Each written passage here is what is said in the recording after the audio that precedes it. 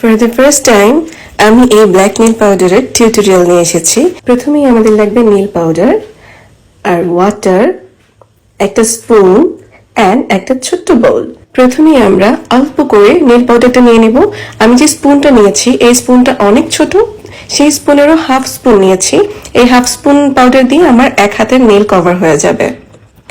তো পাউডার নেওয়ার পর আমরা ওয়াটার মিক্স করবো এটার সাথে। অল্প একটু ওয়াটার নিতে হবে যেহেতু আমরা পাউডারও খুব অল্প নিয়েছি।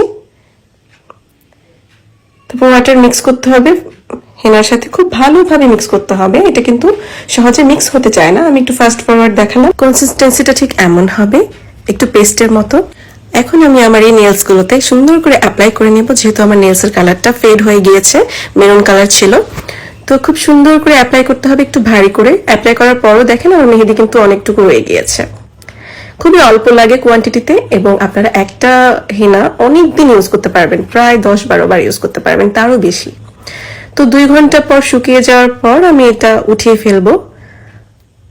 দেখেন সুন্দর কালার হয়েছে, একদম জেট ব্ল্যাক একটা কালার এসেছে। এর চেয়ে ডার্ক আর ব্ল্যাক হয় না আই থিঙ্ক।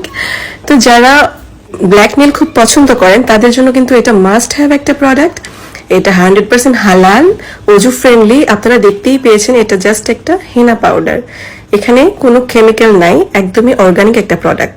তো হাতটা ধুয়ে নিলাম, দেখেন ফাইনাল রেজাল্ট কত সুন্দর একটা কালার এসেছে। আমি নিজেই অবাক হয়ে গিয়েছি।